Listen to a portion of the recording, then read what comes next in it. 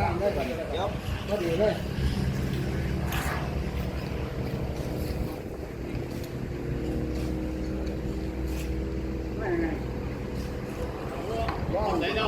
ว่างเพื่อนๆดองนอนเสียบเพื่อนโอ้งามเลยโคตรยิ้มเลยสบายหมดเลยคิดเขาไม่ส่งเงิน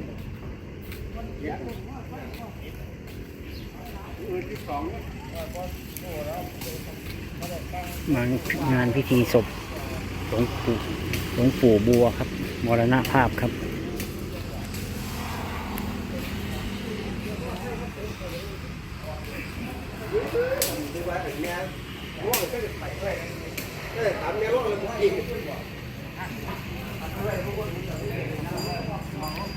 มรณภาพวันนี้ครับวันที่วันคืนครับวันที่8วันที่9ครับ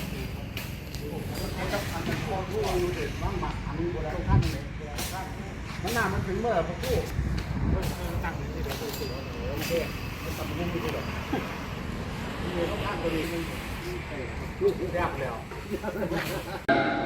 ให้ชาวบ้านได้ตั้งคณะ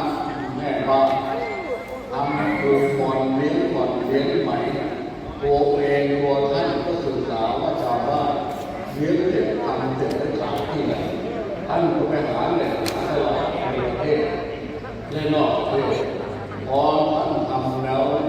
คนนาประเทศไทยที่ชุมชนต่างๆทั่วแคว้นแผ่นไทยต่างก็เป็นลวดลายแตกต่างกันไปเขาก็ชื่นชม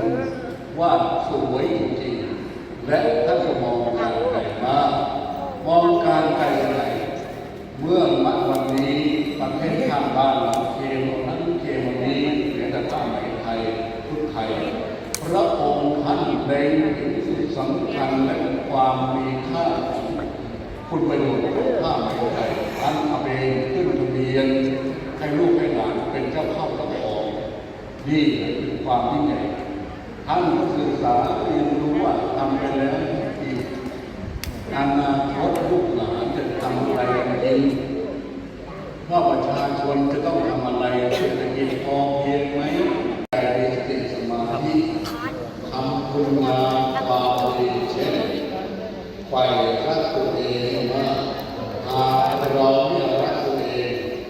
แล้วจะให้คนอื่นมารักได้ยังไงหากเราไม่ศรัทธาตัวเองเสียก่อนแล้วจะให้คนอื่นมาศรัทธาตัวเราได้ยังไงหากเราไม่มีชีวิตความสุขมั่นในศรัทธาและสิ่งต่างๆที่เกี่ยวกับว่าสิ่งนี้ดีที่ดีเราไม่สอนตัวเองไม่ตัดเตือนตัวเองไม่แก้ไขตัวเองรอให้คนอื่นมาตัดเตือนมาสั่งสอนชี้นิ้วบอกเอาเราก็จะแปลดีทำคนดีทำคนไม่ดี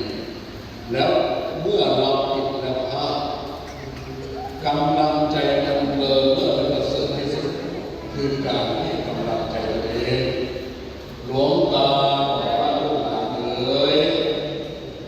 การฝึกฝืนกว่าจะเกิดมาเป็นมนุษย์ในสังคม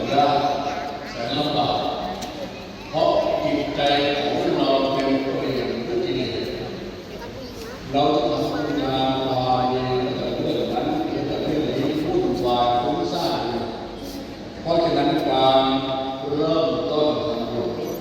มันต้องมีความฝึกฝืนฝืนเอาลูกหลานพอฝึกฝืนได้ระยะหนึ่งมันก็จะเริ่มเข้าที่เข้าทางที่ได้เริ่มของยากเหมือนคุณแม่เป็นท่านนายกของเราเพิ่งได้ทำคุณงามความดีมหาศาลเลยสมเด็จพระพุทธเจ้าของนี่ท่านก็รับ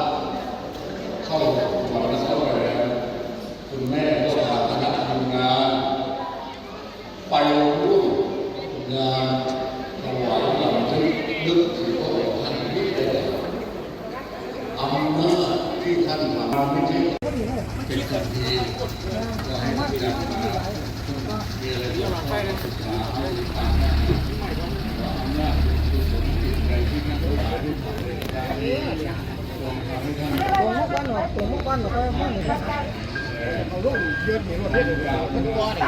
สายไฟเลยเหรอไปขอไป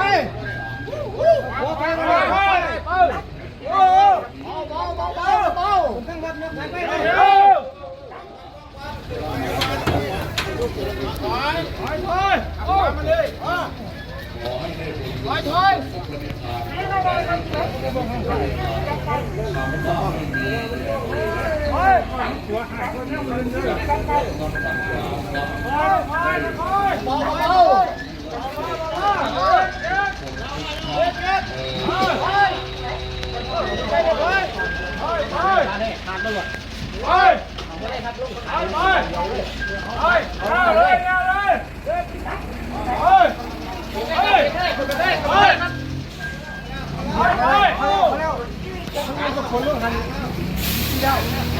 คนจะล่องคางคนมาเดินล่องทางล่องคางแห้งไงล่องคางเลยเพื่อนทุกๆวันส่งให้ทางเทศบาลส่งให้ทางเทศบาลซึ่งตอนนี้ก็รอ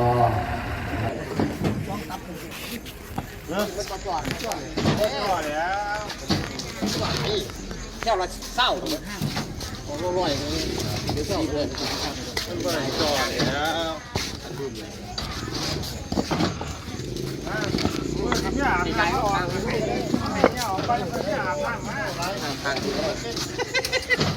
มีอาบน้ำมาพี่เจ้าละก่อนคนเด้อคนไหนจะเลยตัดเลยตัดไปแล้วจะเบิดเนาะว้ายมันอ่ะก็จ่อยเอาแถวกันหลายเขาเอินมายังก่อนกินไม่เห็ดยังก่อนมาเผาศพเนี่ยเอินยังสำรองเขาเล่นสำรองเล่นสำรอง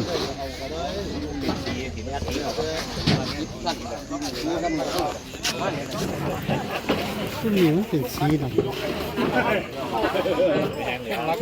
มาหาโลจันทร์ตาโลกลัวนะก่อนได้อย่างนั้นตัวคนดำมากคนเขียวโอ้ยยาเด้อลูกแตกคนปอ